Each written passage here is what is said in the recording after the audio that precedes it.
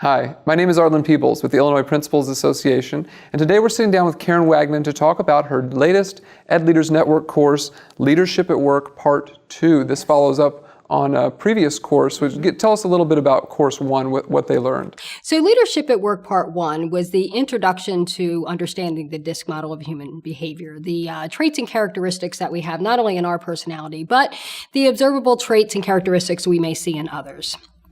What we're doing in Leadership at Work Part 2 is being able to apply not only the understanding, but how we can adapt to working with other people in different facets of our life. Wonderful. And tell me a little bit about the DISC model. I know it's the circle with the D, I, S, C, and it has something to do with personality traits. Is that right? Yes. And there are many models of human behavior. We have chosen to work with the DISC model because we found it to be simple to understand and easy to apply the application. And so when we look at the DISC model of human behavior, we look at our pace in life. So some people have a very outgoing or fast pace in their life or how their motor runs. And other people are a little bit more reserved and just prefer a slower pace and like the time to think things through. Then we also look at our priority in life, and how you spend your time pretty much will determine your priority in life. Now, some people are very task-driven, make a list, check things off. They feel really good when they've accomplished a lot at the end of the day, where other people are more relational. So they kind of put aside the task that needs to be done in lieu of spending time and interacting with other people. Again, not right or wrong, but it is different in their pace and priority. So when we put together pace and priority, that's what gives us the 4 quadrants of the DISC model of human behavior.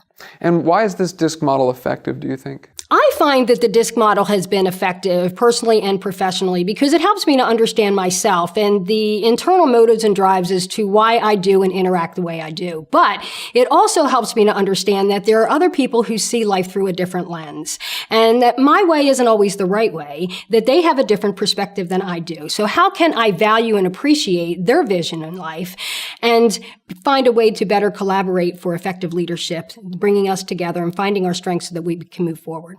Wonderful. And in this course, you talk about different facets.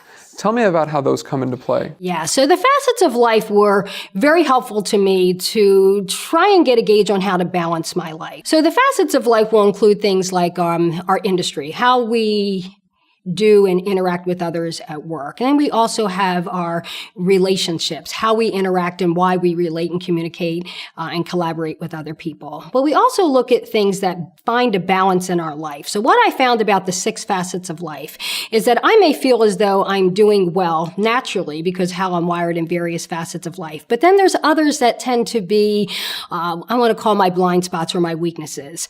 But in order for me to be an effective leader, I really need to find balance in all of those, not only in my leadership, but finding balance in life. Because I think the things that really challenge us the most as leaders is finding that balance and not getting so burned out because we feel as though we're trying to do too much, both work, professionally, and personally. Oh, that makes a lot of sense. How does the DISC model improve leadership?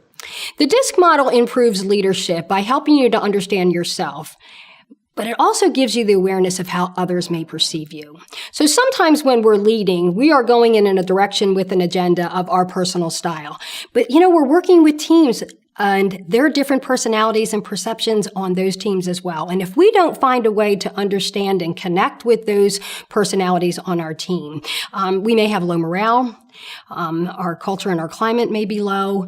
And then we may have those who are just looking for another environment or go to another school because they don't feel as though they're valued and appreciated in our environment or on our teams. So when you understand the DISC model of human behavior, you can read each one of your team members and better be able to support them in their internal needs so that you can get the best out of them. And when people feel valued and appreciated, they want to be in the environment. If they don't feel valued and appreciated, they may want to move on. I see. Well, it's very fascinating work that you do. I appreciate your time and willingness to put this course together for us. For those of you interested in seeing the full course, look at the description field below and there will be a link to go all the way to Leadership at Work, Part 2, presented by Karen Wagner. Thank you. All right, thanks everyone. Take care.